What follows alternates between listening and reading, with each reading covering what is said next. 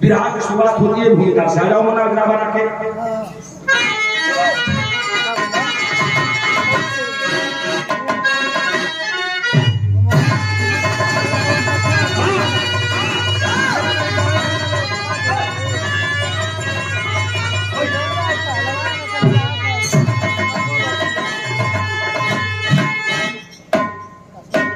वाह चलिए आइए।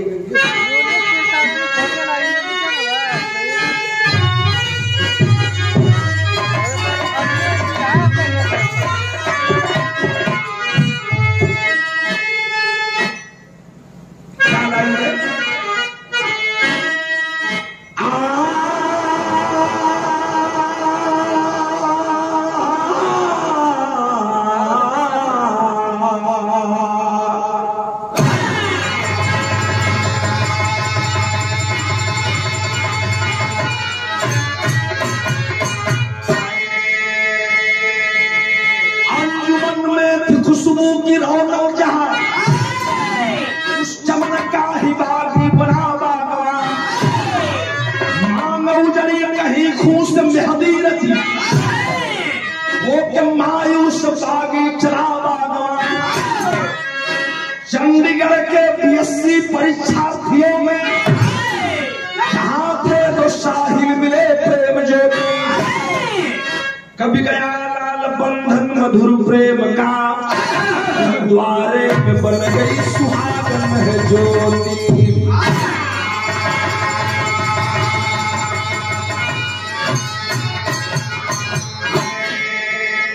बाबूजी बीए बीएससी की परीक्षा चल रही थी। दो परीक्षार्थी बच्चे स्कूली जीवन में छात्र जीवन में, लड़की का नाम है ज्योति और पंजाब चंडीगढ़ का रहने वाला लड़का जिसका नाम था जैल सिंह। बाद में जाकर के उसी लड़के का नाम जर्नैल सिंह पड़ता है। क्या बात है। एक क्लास में शंकर दोनों लड़का एक थे पेपर का परीक्षा ज्योति और जैल सिंह एक ही कमरा में पेपर देते रहन। ज्योति का निगाह जैल पर पड़ल, जैल का निगाह ज्योति पर पड़ल। तो जैल सिंह जो लिखा गलती लगा, ज्योति लगा समझाओ। ज्योति बतावे कि तुम गलत कर रहे हो, तेरा उत्तर ठीक नहीं है। जैल सिंह कहा कि बड़ी अच्छी लड़की हो, शब्द लड़की हो, जरा मेरा पेपर भी हल कर दो ना। एक दिन वो सवाल का उत्तर जब ज्योति जयला से वसूली अब वो गला न धले बस जहिया जौने विषय का पेपर पढ़े, जौने विषय का जहिया पेपर पढ़े रोज ज्योति बतावे और जयला लिखा। इतने में धीरे धीरे बात में बात बढ़ल तो धीरे धीरे दिल का धड़कन बढ़ गई। जब दिल का धड़कन बनल तो दोनों में नैनाचार हुआ। नैनाचार जब हुआ तो प्यार हो गया। प्यार करल गुनाह न होला। प्यार की सीमा जब लोग पार कर जाते हैं तो यही हो जाती है गलती। धीरे धीरे परीक्षा खत्म हो गई। जो कहती है कि मैं गरीब घर की बेटिया हूँ, आई रुक करके परीक्षा दे रहे हो, तुम्हारा तो बिल्डिंग होगी, मकान होगी। क्या मैं ज्योति अगर तू बिल्डिंग में रहना चाहती हो तो मैं तुझे अपने दिल की रानी बनाना चाहता हूँ। इस प्यार की शुरुआत हो गई। वो गरीब का लड़की ज्योति जैल सिंह पर मोहित हो गई। प्यार इतना गहरा हुआ कि जैल सिंह और ज्योति दोनों में चंडीगढ़ में जाकर के और दोनों आपस में गुरुद्वारा में साक्षी मान के भगवान को, गुरु को साक्षी मान करके बियाह कर रहे। जब बियाह कर रहे तो जैल सिंह लेकर के ज्योति को अपने घर चला गया।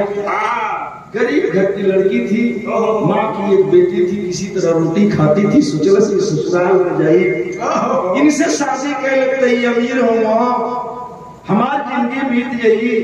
यह सोच के ज्योति जयला सिंह से शादी कर ले, लेकिन मोड़ लाया किस्मत। और जब ससुराल चलती हो बच्ची तो होता क्या है गजल में बेटा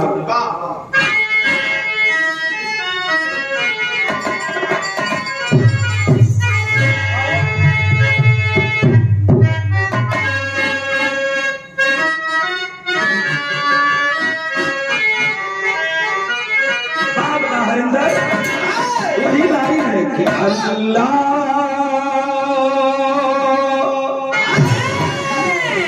अल्लाह ये अदा कैसी है इन हसीनों ये अदा कैसी है इन हसीनों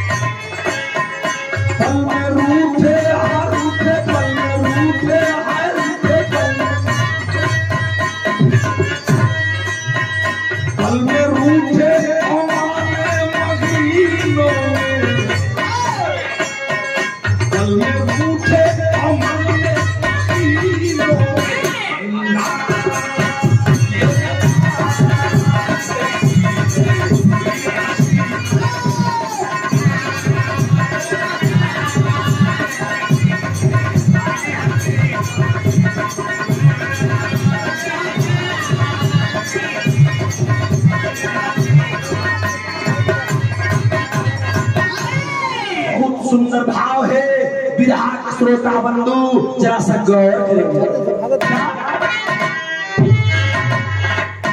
इसका नशा है इसका नशा है सब जानी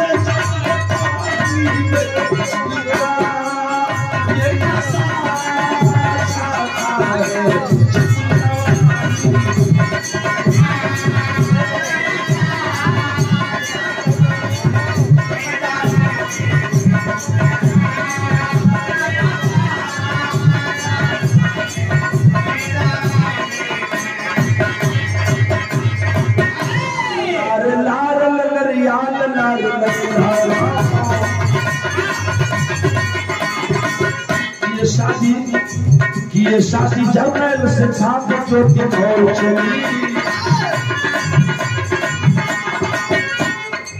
खुशी दामन में लिए बुढ़िया माँ के ठौर चली गरीबन बुढ़िया माँ मास्टर निगाह बुराली हटा सावन में मांग में सिंदूरी ढाली भर के पुराने फिर दोनों आए हैं चरण माता का चुम आशीष को पाए हैं बिगड़ी दमाद की जब बेटी को थमाई है बिगड़ी बेटा की जब वह बेटी को थमाई है गरीबन खाता है जब बेटी भी सुनाई है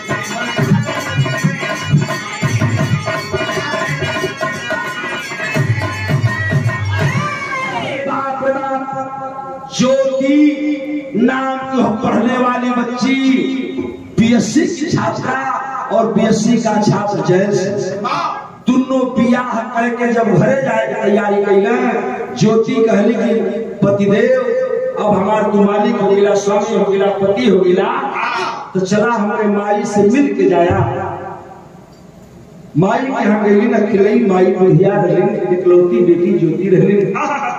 बुढ़िया माई के यहाँ जब जरनैल सिंह जैल सिंह गया, कहलक बेटा मेरी बच्ची के मांग में सिंदूर।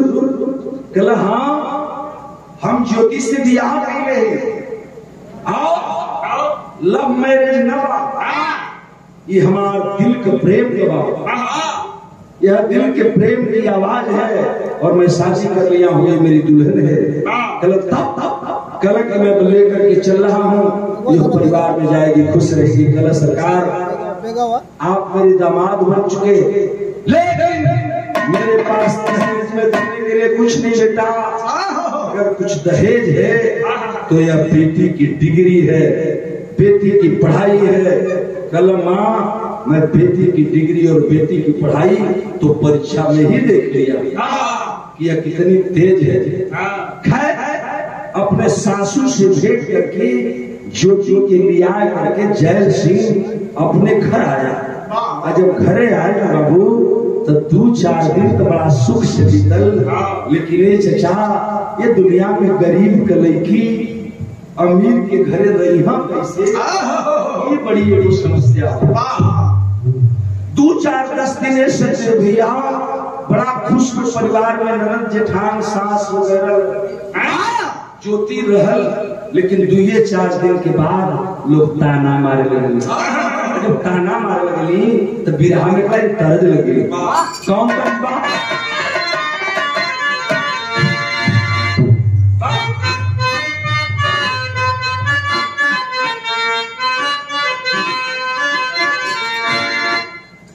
एक लाइन दर्ज के नमूना बात तक सब बढ़ गया।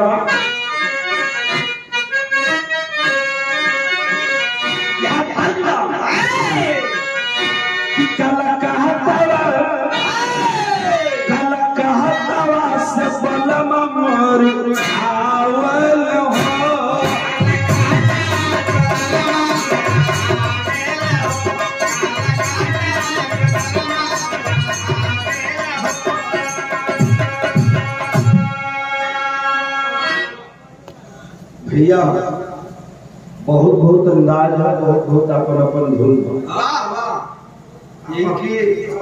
तरीका।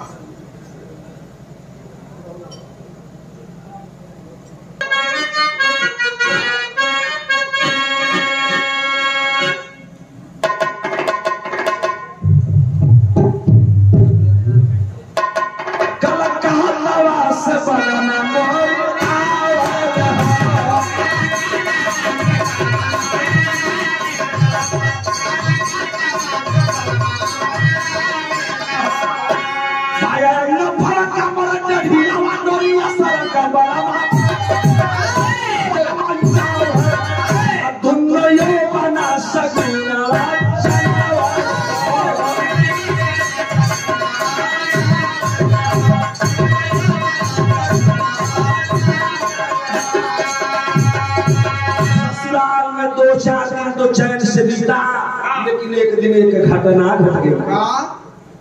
पतिदेव कहीं ड्यूटी पर गई, दुल्हन कि कौन कंपनी में काम करो, कुछ जानकारी ना हो, लेकिन भाई का दिन देखा अकेले जब ज्योति अपने घर में है तो मौका पाई गई ननद जेठान सास, और वही समय को बात कर ली ना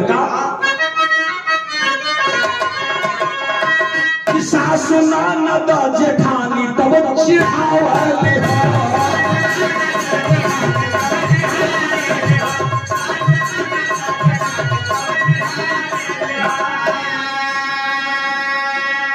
आइलू बने बदरानी काट घरवा में चानी काले सासु ननद जेठानी बहला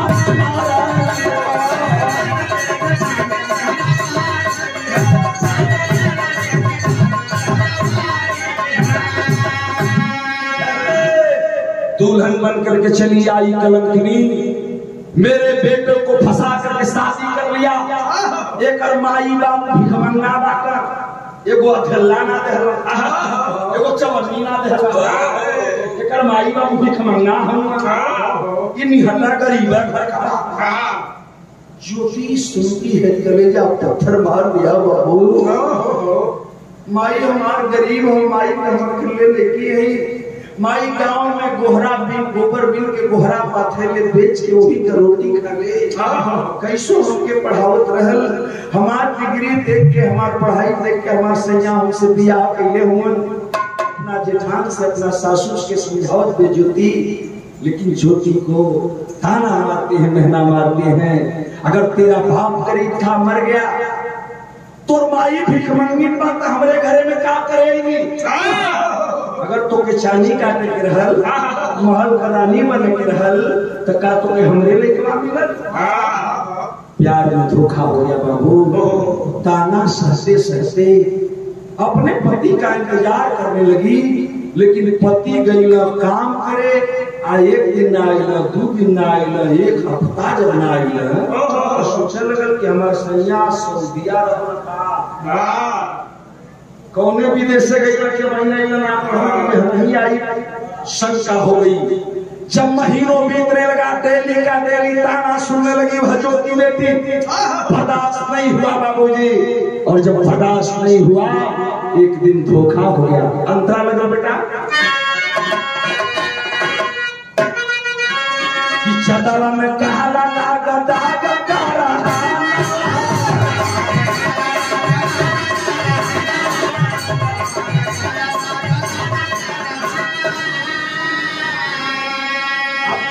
सास देख के शादी भर सजाना।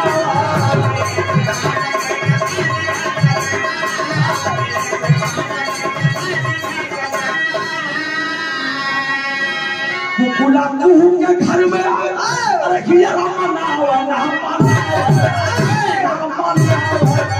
अपने की समझ के बराबर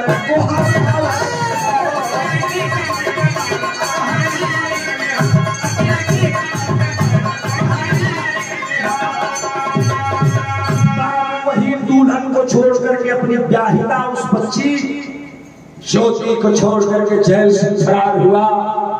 कहाँ चला गया ज्योति को कोई जानकारी नहीं है बाबूजी। लेकिन जब 4 महीना बीत गई मेरे चचा, ज्योति से बर्दाश्त न हुई।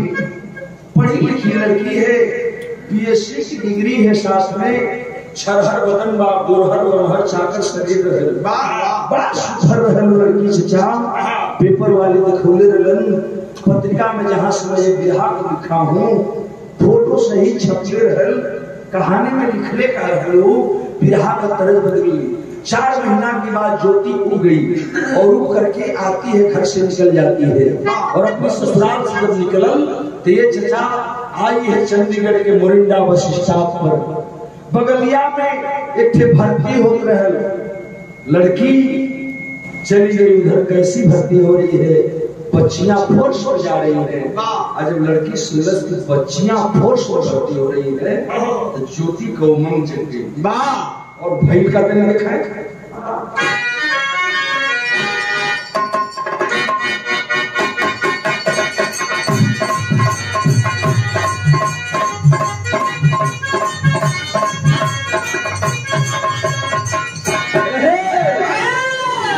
पहिलवा काशी उस्ताद गावा गिला गवा हो चुनरिया बिछावा दाग हो बिना चुनरे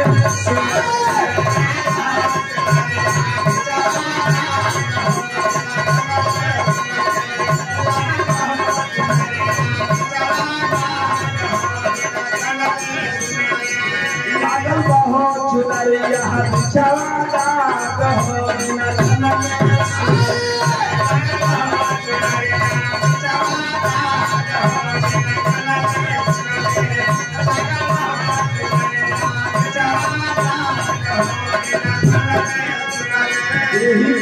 के हमरे मऊ जिला रहने वाले, जहाँ से हम जिला पंचायत करली, केशवपुर सुल्तानीपुर में घर पड़ला। नाव हो चचाई पार चट्टी, चचाई पार के बगलिया में पूर्व बोरिया 1 किलोमीटर दूर पर बदनपुरा गाँव बा। बदनपुरा के रहने वाले बालेश्वर ठेका बदल गए। यही गीत के बलेश्वर उस्ताद बोले रहे कुआना परिहार कुआना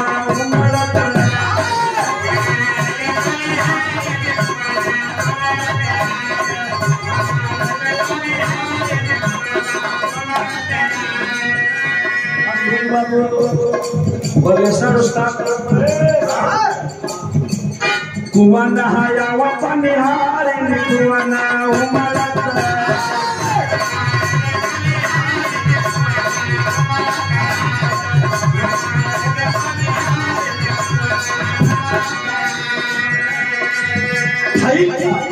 ताना सहज्योति दुल्हनिया अरे ताना सहज्योति दुल्हनिया सजना रूप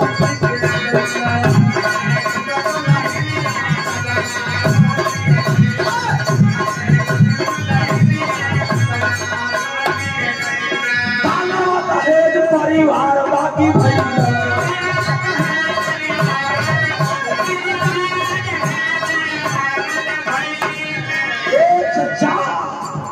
एक गरीब की मीठी भी लिखने लगी, छोड़ दिया ससुराल, निकल पड़ी घर से और आपकी है चंडीगढ़ के मोरिंदा बस स्टॉप पर। वह क्या बनती है और क्या होता है बिहार में, इधर पति कहाँ गया रखा पति परिवार बाकी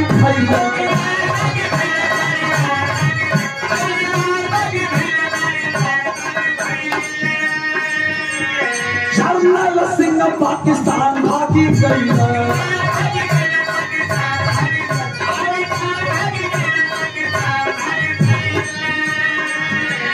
नील नहीं पेट भर पनिया नहीं जुनता न पनिया सजना रूप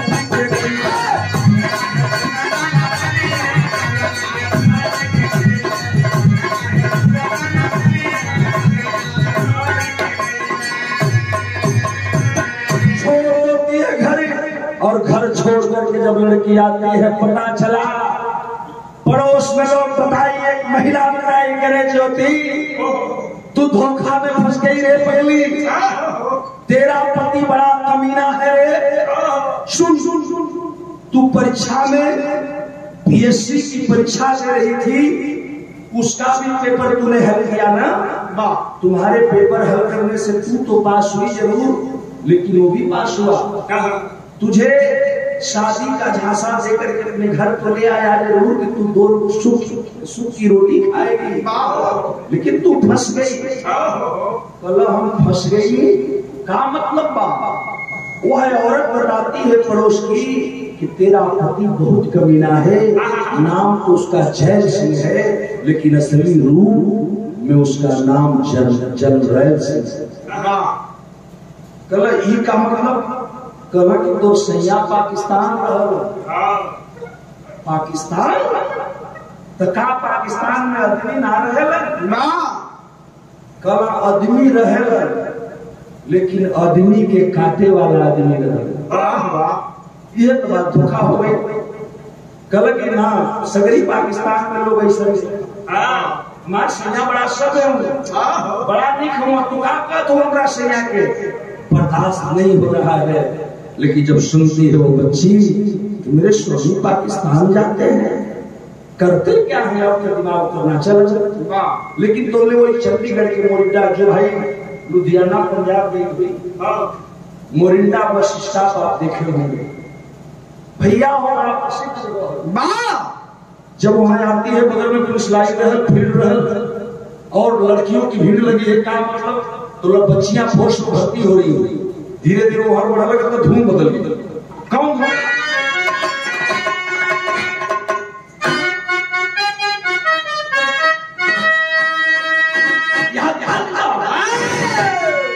कि बाबा अरे बाबा बाबा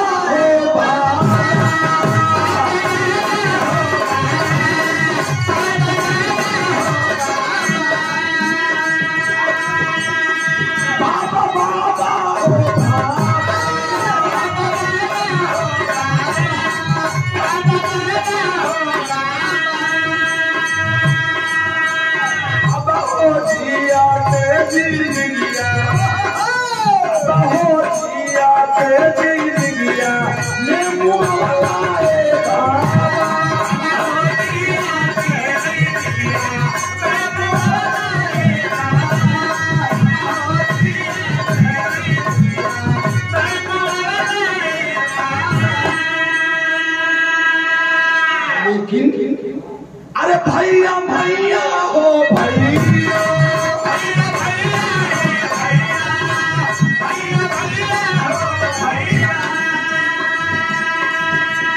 भैया हो जिला के कैसे अब मनाइए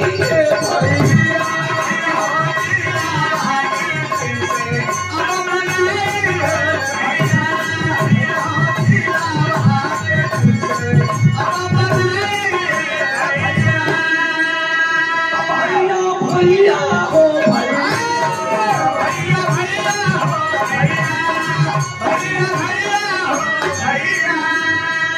भैया हो कैसे अपन दुखा वासुदेव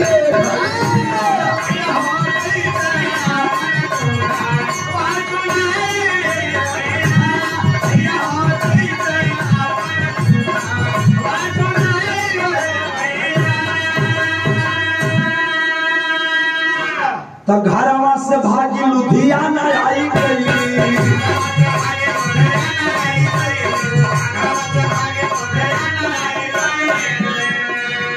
और महिला पुलिस ट्रैफिक पुलिस बारिश छलहर थी भर्ती हुई सेना के पद पर, लेकिन ट्रेनिंग समाप्त होते ही वह लड़की क्या बन गई? कोई न ससुराल में जाना था न कोई मैके में जाना था। महिला ट्रैफिक पुलिस इंस्पेक्टर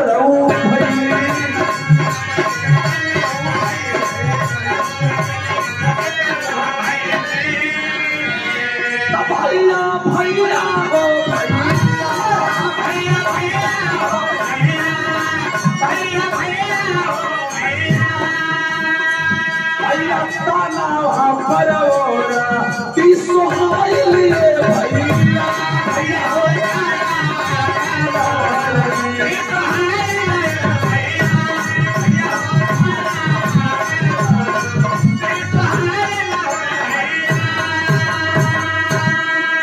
हो बच्ची आती है और महिला ट्रैफिक पुलिस इंस्पेक्टर जो ट्रैफिक पुलिस होते हैं, भर्ती तो पुलिस के पद पर होती है, लेकिन ट्रेनिंग समाप्त करते ही डिग्री के आधार पर और अपनी पर्सनालिटी के आधार पर महिला ट्रैफिक पुलिस में इंस्पेक्टर जब इंस्पेक्टर बनी तो तन के अंदर देश भक्ति जगी। रोम रोम में वो लड़की के देशभक्ति की भावना जगी। मोरिंदा बस स्टॉप चंडीगढ़ में उस लड़की की ड्यूटी लगी। 5 महिला पुलिस के साथ 6 पुरुष पुलिस को लेकर के मोरिंदा बस स्टॉप पर डेली बैठती थी। यह काम हो गई।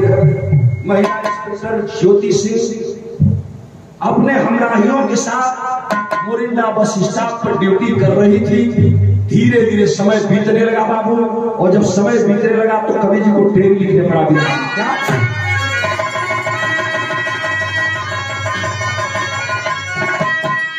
अरे बोले में गराजा वंदे मातरम, बोले में गराजा वंदे मातरम, चमके ज्योति पुलिस वर्दी पिस्टल गोली, चमके ज्योति पुलिस वर्दी पिस्टल गोली में, बोली में गरजा वंदे मातरम। बाबूजी ज्योति ड्यूटी करने लगी और उसका पति जर्नैल सिंह पाकिस्तान जाता है। लड़की अब तक नहीं समझ पाई है कि पति मेरे करते क्या है, लेकिन बारे कुदरत एक दिन साक्षात एक चीज देखती है। कवि जी ने दिया कि लड़की जब ड्यूटी करे लगल, सुख की रोटी खाने लगी, देखो भाड़ा का फ्लैट ले से और भाड़ा का फ्लैट लेकर के 2-4 सखियों के साथ रहने लगी। उसी में अपने रहने लगी, सुख का रोटी मिलने लगल। सोचलस कि बुढ़िया माई के भी बुला लें, लेकिन जहिया माई हमार जान जाए कि बेटी हमार पुलिस इंस्पेक्टर हो गई, वो दिन ओकर खुशी का ठिकाना न रही। तो चला वहां पे न बताई माई खातिर वो अलगा घर बनवा ले। तो उमा माई के घर का जब उद्घाटन कराई, गृह प्रवेश में बुलाई, ये बात ज्योति मन में सोचत रहल। कवि जी लिखत हुमन कि मनवा के अंदर एगो 30 रस के साथ परिवार बात नहीं कि अपमान जिंदगी से बेहतर भैया हो। अरे अपमान जिंदगी से बेहतर जीते जी जो मरती थी। अरे निर्भीक साहसी ज्योति तब ट्रैफिक संचालन करती थी। जर्नल सिंह लौटा पाकिस्तान से। अरे जर्नल सिंह लौटा पाकिस्तान से, बीता 6 महीना है और खालिस्तान लिबरेशन फोर्स का उग्रवादी बना कमीना मोरिंडा बस स्टॉप जहां। अरे मोरिंडा बस स्टॉप जहां वह ज्योति को पहचान लिया और रो रो करके पास में आया, पत्नी को अपने मान लिया। एक दिन जर्नैल सिंह अपने 6 साथियों के साथ चंडीगढ़ में घुस गया और चंडीगढ़ में मोरिंडा बस स्टॉप को क्रॉस कर रहा था। तब तक ट्रैफिक पुलिस वालों पर निगाह पड़ती है, पहचान गया पत्नी ज्योति को। कुछ दूर जाने के बाद वो VIP कार रोक दिया। साथ के साथ ही पूछते हैं क्या हुआ जर्नैल सिंह जी? कहला जरा ठहरो। उतर करके जाता है, एक बेर घुरियुलस, 2 बेर घुरियुलस, चिन्ह गई कि कोई दूसर नवा तो मेरी पत्नी है, ये ज्योति है। जर्नैल सिंह सनी फेंक बनौलस, आये हरिंदर पूरा फेंक बना के पगलन मती गिलगिलाए के जाके कहला ज्योति मेरी प्यारी तू है रे पगली। अरे तुझको मैं कहा नहीं ढूंढा रे पगली, ढूंढते ढूंढते मैं पाकिस्तान चला गया, तू मिली नहीं और तू मोरिंडा बस स्टॉप पर पुलिस में ड्यूटी करती है। कौन हो तुम? अरे नहीं पहचानी। अरे पगली मैं तुम्हारा पति बोल रहा हूँ, तुम्हारा जैल सिंह हूँ, जैल सिंह जिसका पेपर तुमने लिखा, परीक्षा में पास किया और मैं गुरुद्वारा में तुमसे शादी किया हूँ, मैं तेरा पति हूँ रे पगली। समझ गई ज्योति। एक दिन ना 2 दिन ना ये चचा अब वो कमीना इतना कुकुरमती लग आई कि बच्ची मजबूर हो गई और स्वीकार कर लेती है अपने पति को, लेकिन असली भेद तो नहीं समझ पाई। पति मान करके क्वार्टर में लाती है, अपने फ्लैट में लाती है, पति की तरह पत्नी के रूप में रहने लगे। अब दोबारा पति पत्नी रहने लगे, लेकिन यह बात उसको नहीं मालूम है कि मेरे पति जर्नैल सिंह खालिस्तान लिबरेशन फोर्स जो पाकिस्तान में चलती है उसके हेड कमांडर ये बतिया ज्योति के नाम मालूम। ये चचा इस दिन धोखा न हो गई, लोग साथी खोजा लगलन कि तू गया कहाँ रे? जब उसके ऊपर के लोग आला अधिकारी फोन किए तो पता चला कि हम मोरिंडा में ही हैं, अपने पत्नी के साथ है, अपने पत्नी के साथ है मोरिंडा में। और बाबूजी धीरे धीरे वक्त गुजरल, जब वक्त गुजरल तो देखा बात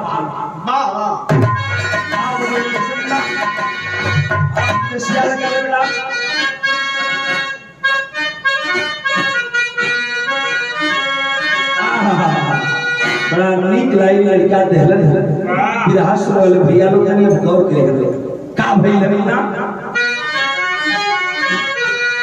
पत्नी पुलिस भैली ये गुरुपति उग्र बदिया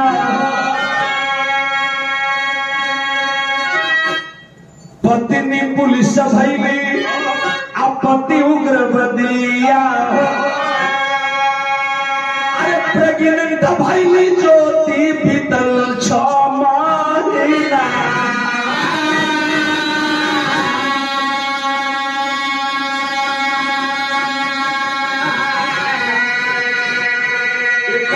ज्योति जहां खेरे उग्र बदिया अरे चितिया पर मम्मा मारा तो ही दुश्मना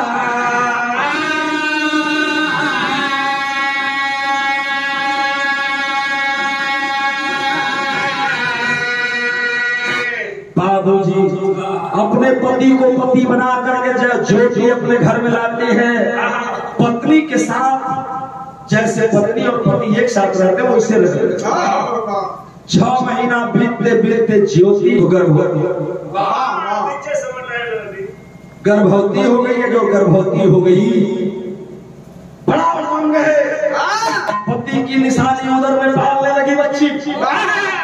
धीरे धीरे समय व्यतीत होने लगा। ये एक दिन की बात है, शहर जनरल सिंह को खोजते हुए कुछ पाकिस्तानी नौजवान जो उग्रवादी थे, खालिस्तान लिबरेशन फोर्स के सवाल थे, आते हैं मोरिंडा पर। कहाँ है जनरल सिंह पता करने के लिए। तब तक पुलिस पहचान जाती है और संयोग हुआ कि पुलिस और उन उग्रवादियों में मुठभेड़ शुरू हुई। मुठभेड़ शुरू हुई मेरे दोस्तों, देखा होता क्या है, लिखना पड़ा कि मुठभेड़ हुई गई,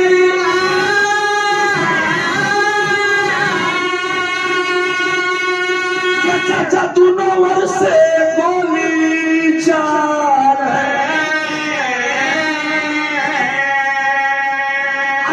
उग्रवादियों के सधानी निशाना।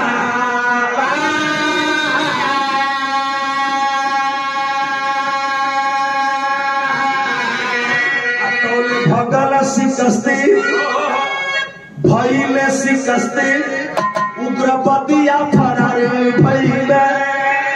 ये पंचो भगत में चिजिली हरी अपनो साजना।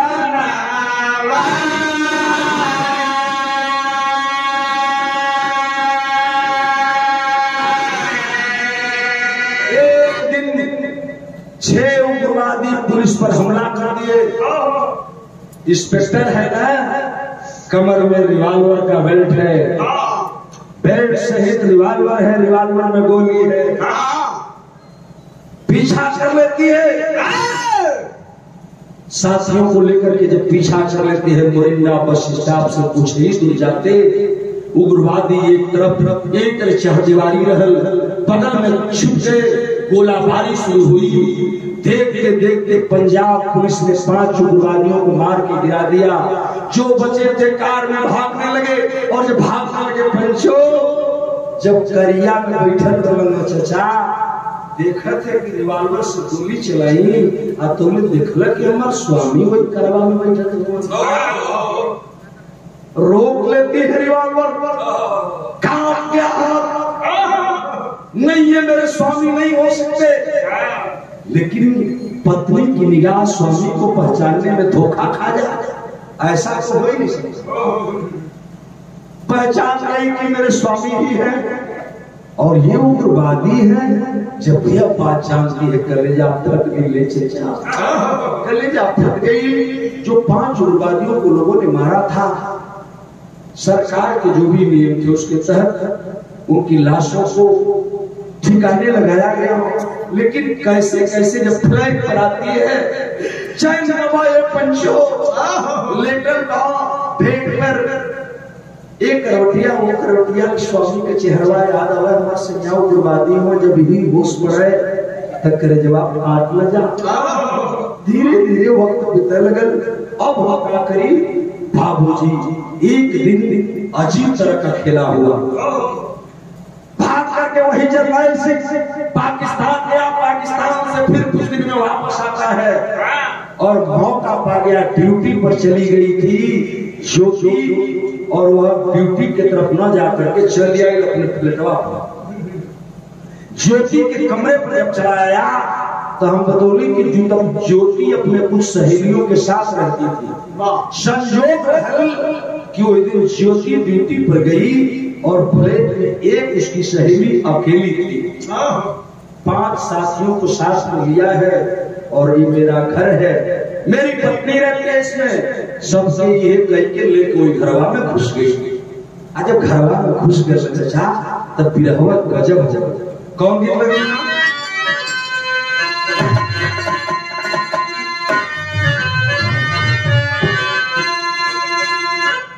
कि बच गई ज्योति, धान का पिस्टल गोली गोली गरजम थी, अरे बच गई जो तान के पिस्टल, गोली गोली गरजम थी। ये बाबा खेली अरे रंगी खून से खेल के चलली चौली गोली।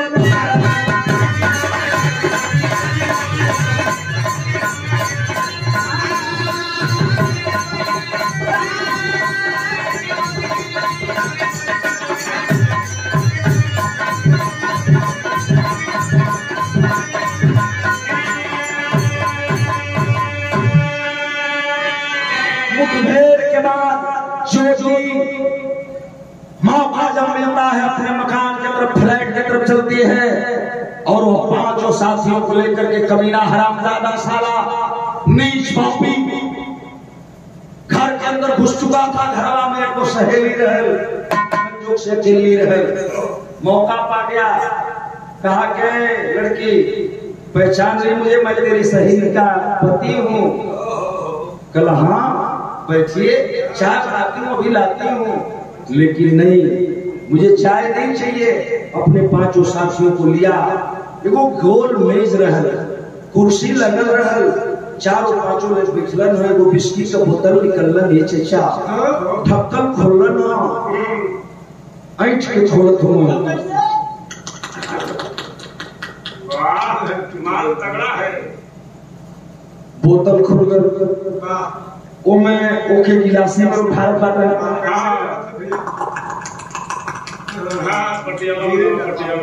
गिलास में दारू भरा गया, वो निकलना सफर सनी का बोतल। मैंने जो आजकल जो है बोतलवा में पनिया भी रखा है, निकलस बोतल खोलस, बोतल खोल को मैं पानी मिला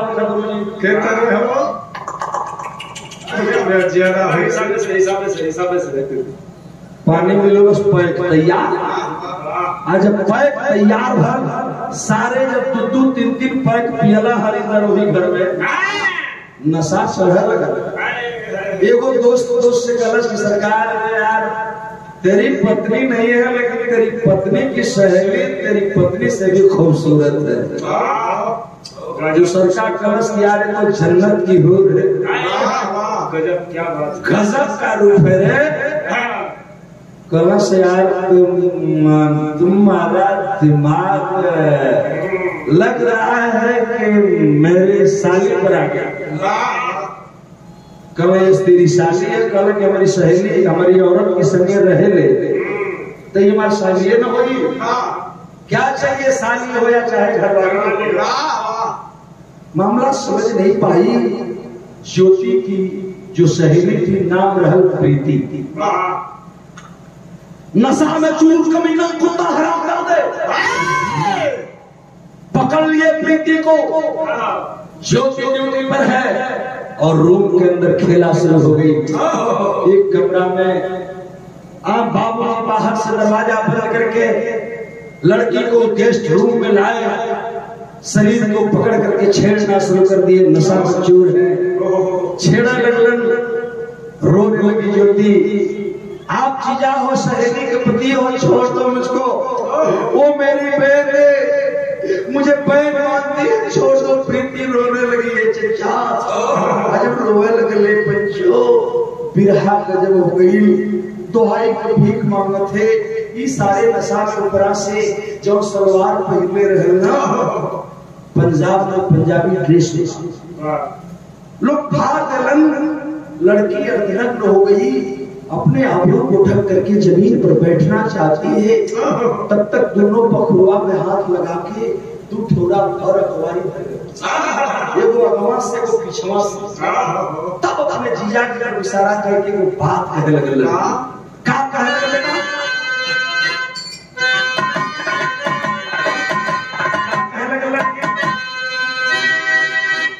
कि मोरी जाती आवाज जलस बहन कहाँ हो तो मोरी जाती जाले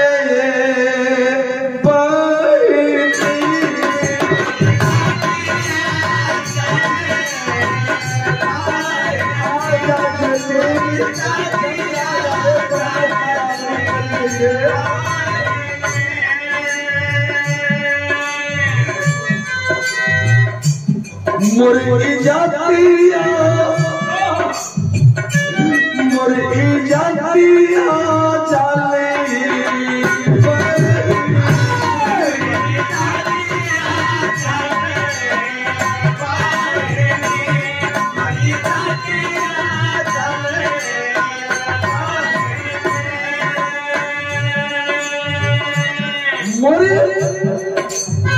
ससतिया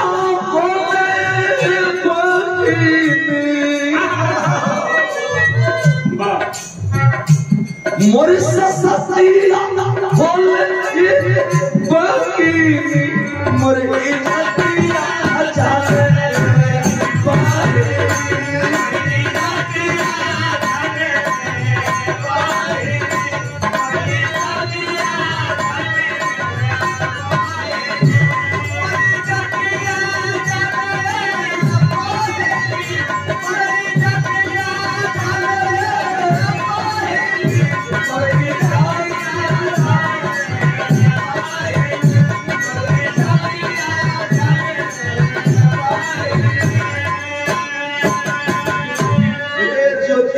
कहाँ हो बहनी आ जा रहे हमारी इज्जत लूट ली है तो हर सौ में बिलख रही है बच्ची उस रूम में दया में भीख मांग रही है। भगवान का दैया सुमेर ली कि तू द्रौपदी के लाज एक वो लड़की को करनस तो जब साड़ी का कारखाना लड़की के आबरू बचा ले आज ना बची प्रीति रो के दया को भीख मांगत रहे बच्चों बार विदना तुहार गजब लिखनी हो। एकाएक गेट के सामने ज्योति खड़ी है। देख लिया प्रीति चिल्ला रही है बंद कमरे के अंदर से खिड़की से बस बहन आ गई। मेरे कमरे के अंदर चिल्लाहट कैसी है? इंस्पेक्टर थी संवाददाता थे हमरा ही हूं। दरवाजा ठेल करके बाबूजी खोल डाले दौड़ती हुई कमरे के अंदर पहुंच रही है। जब पहुंचा लगल ज्योति को जब देखती है प्रीति दोनों की आंख जब नजरें एक में होती है नयन चार होते हैं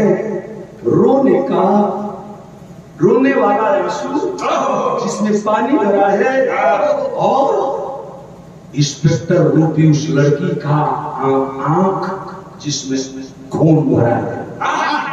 दोनों एकत्र जब मिलल और रोगी गजब हो गया और ज्योति का जब मिलल नजरिया क्रोधवा में जारे लागल ज्योति का शरीर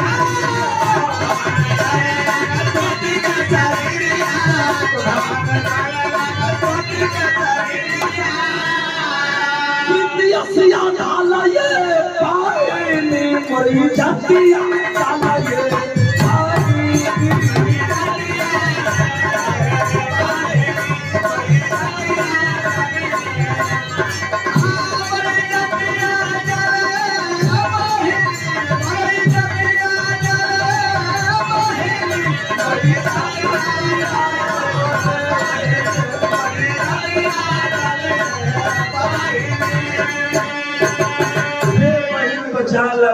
हमारा खतरा में हो। जर्नल सिंह अपनी पत्नी को और इंस्पेक्टर के साथ सिपाहियों को देखते हुए बाबूजी चोर साला अगर कैसे होई और सही बात बात चार आदमी नेता भी घेरे तो चोर चोरे ओके भगही के उग्रवादी हुआ समझ गए ना कि इसकी पत्नी आ गई इंस्पेक्टर है कहीं पहचान न ले कि हम लोग हैं जो चारों समस्या में एक गुरुजी मेजवा के नीचे घुस गई आओ पति के रूप में जर्नल से खड़ा है गरुड़ है कि हम एक मर्द है पति आ जाओ जो तेरा ही इंतजार था तेरी सहेली बड़ी खूबसूरत है आंख में खून है ज्योति के मेरी सहेली पर हाथ डाल दिया कमीना मेरा पति आंख बबूला हो गई ज्योति और उसी रूम के अंदर निकाल दी है कमर से पिस्टल रिवॉल्वर निकाल करके हाथ में लेकर के खड़ी हो गई कहती है पति की तरफ इशारा करके, गजब भाव लगा। प्रीति की हालत देख करके, अरे प्रीति की हालत देख करके ज्योति के बाजू भड़क उठे और जरनैल उर्फ जयलाल सिंह के साथी सभी भड़क उठे। AK-47 राइफल, अरे AK-47 राइफल ने वह जयलाल सिंह का तार चला। जयला को देख बुखार बनी, जल सीने में अंगार चला। निचवा जब मेजवा के लगवा रहा, निचवा से मेजवा के निचवा से AK-47 राइफल ज्योति की तरफ तान दी। प्रीति मौका पड़ोस दौड़ के ज्योति के लगे गई, दोनों सहेली कटवार भर के रोवत है। जयला सिंह समझ लिया कि मौका मिल गया है, मार डालो या तो फरार हो जाओ। यह उपाय बा, यह सोचत रहा पंचो तोले लाढ़ा लगल भई का बिना।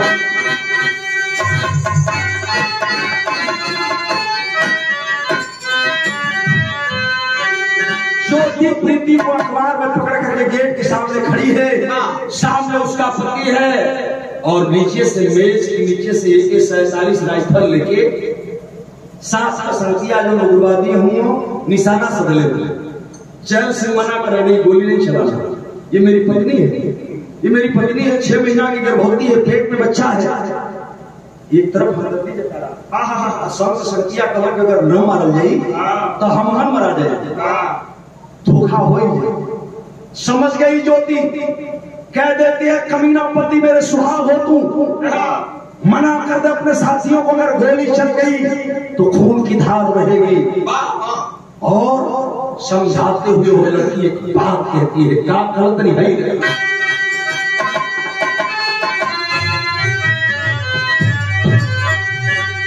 कि जौना हथवा से डरना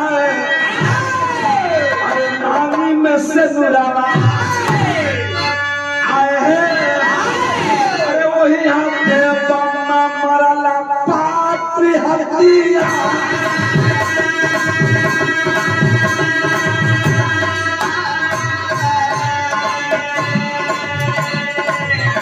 अरे संगवा का साथ राइफल मार के निशाना,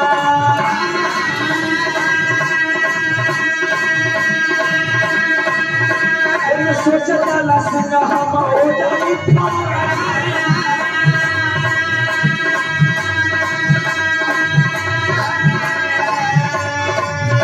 अरे करजी के चला सिंह कहला बचनी,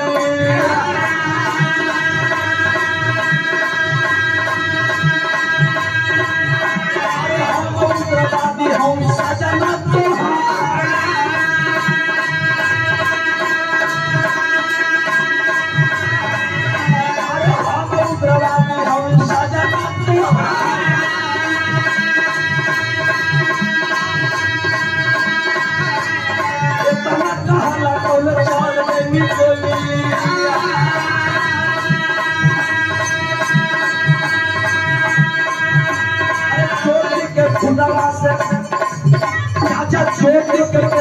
से खूनवा का धारा,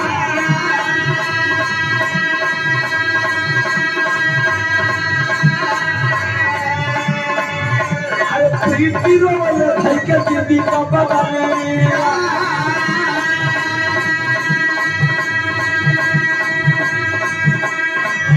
कहे सुन ले तो सजना,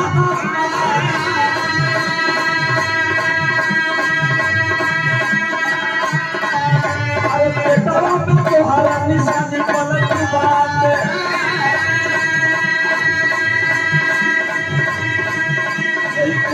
निशानी सैया पलट तोहरा,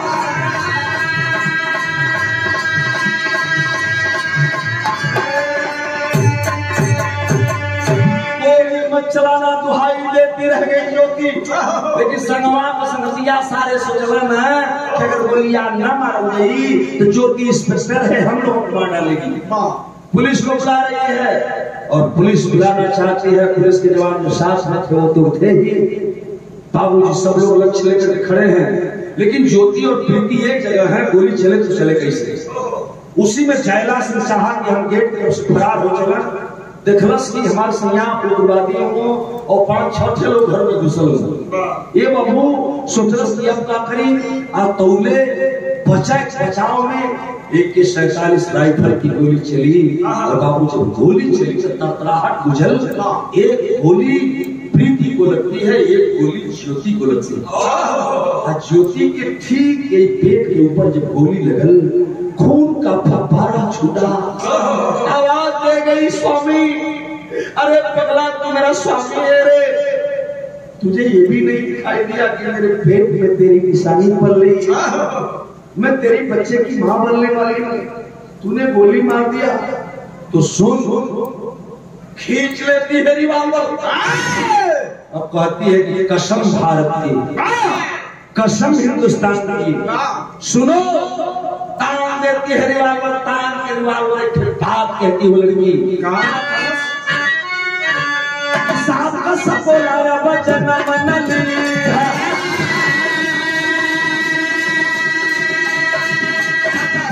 से भोर हली मंगिया लीला,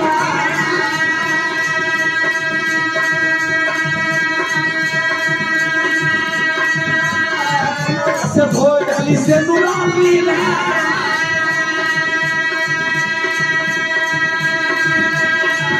अब तड़म तड़ा गोलियां चलावल सिंघनिया,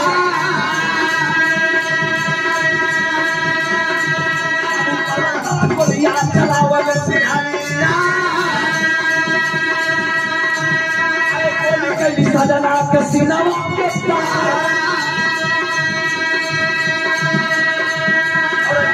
जमीनिया पर निकल पड़ना,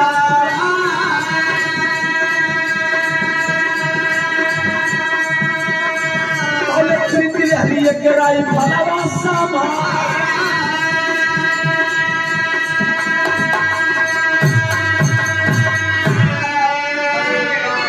बाबूजी ज्योति जब गर्म होती है, देखती है कि प्रीति को गोली लग गई है, मेरे स्वामी के साथी भरने वाले हैं, खींच लेती है रिवाल्वर, तान देती है पिस्टल, कमीना हरामजादे कुत्ते, कसम हिंदुस्तान की, हम उस देश के वासी हैं जिस देश में गंगा बहती है, नहीं जाने दूंगी।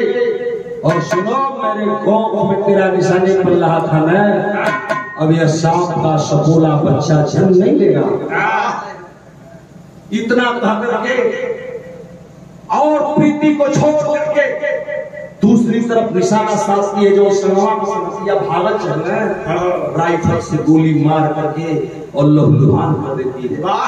इतने में प्रीति जो सहेली और मौका मिल गई, वो भाग के गई, आए के 47 राइफल जो उग्रवादियों की राइफल थी वो छोड़ करके भाग रहे थे, गोली लग गई, वो तो मर गया, वो लहूलुहान जमीन है, लेकिन राइफलवा प्रीति उठा ले। आज जब प्रीति उठा ललस तो खून का धार ज्योति के पेट से बहता, 6 महीने का बच्चा के गर्भ में पेट पर हाथ धरे के चीजा फर्श पर गिर गई। प्रीति समझ गई कि मेरी सहेली ज्योति अब नहीं बचेगी, मर जाएगी। तब तक जयला सिंह सोचला कि दोनों ये अजुराइल नहीं, तो ले हम भाग चल, यही में तो गड़बड़ हो। का गड़बड़ हो? बिरहा के आखिर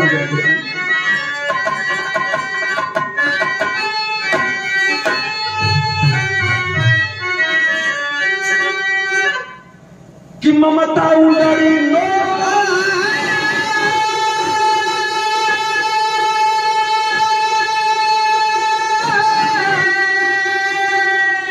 ममता उड़ारी लोहू के बादी को खिया, पिस्टल हाथ में सिंघनिया कर जयला,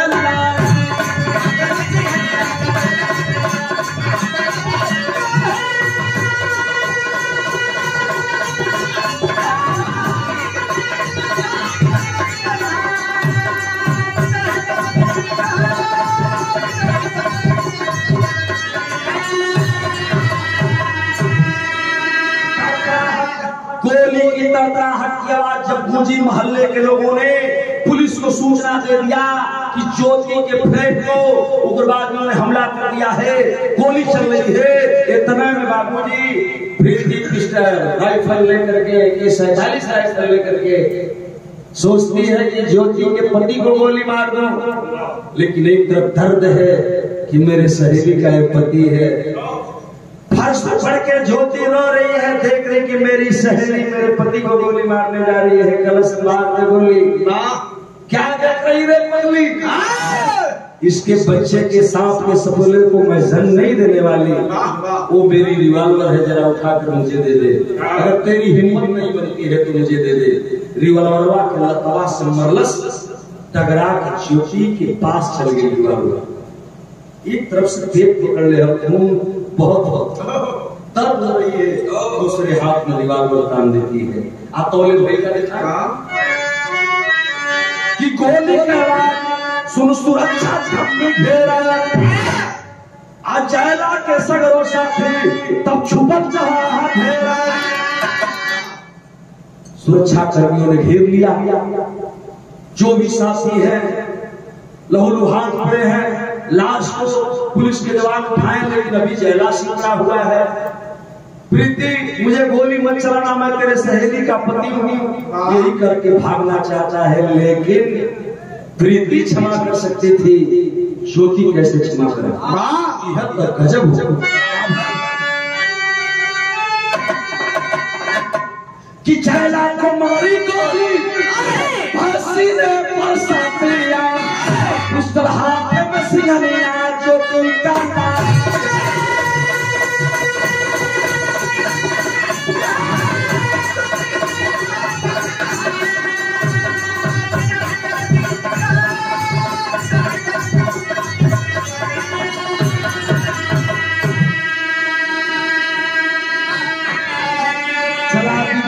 हाथ से गोली मच गए हाहाकार, मार के गोली अरे कैली स्वर्ग सिधार, कर जहां से पिस्टल सिंघनिया ज्योति कमसिया। कमरे के अंदर अपने पति को गोली से मार करके लहूलुहान पड़ी है। पुलिस के जवान गए, उठा करके हॉस्पिटल लाना चाहते हैं। तब तक प्रीति जिसके लिए ज्योति अपना जान दे चुकी थी, बाबू उसी AK-47 राइफल से, राइफल लंबी होती है लेकिन हिम्मत करके अपने सीने में सटा करके गोली मार ली। दोनों सहेली हुई अपना अंत कैद रही। सुरक्षा कर्मी के जवानों ने लाशों को उठाया और उठा करके पोस्टमार्टम हाउस पहुंचवा दिए। आज भी मोरिंदा बस स्टॉप पर बाबूजी ज्योति इंस्पेक्टर, जो महिला इंस्पेक्टर रही ट्रैफिक पुलिस के, उसके याद में स्मृति चिन्ह के रूप में एक स्मारक बना हुआ है, जो उसकी याद को ताजा करता है। इसलिए कवि जी बिरहा की आखिरी लाइन में लिखते हैं,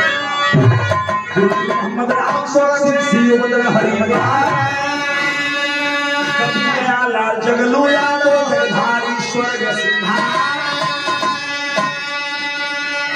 अरे गोली में गरजा बंदे मातरम, आचार्य गौरी शंकर चाहिए बोला बोला।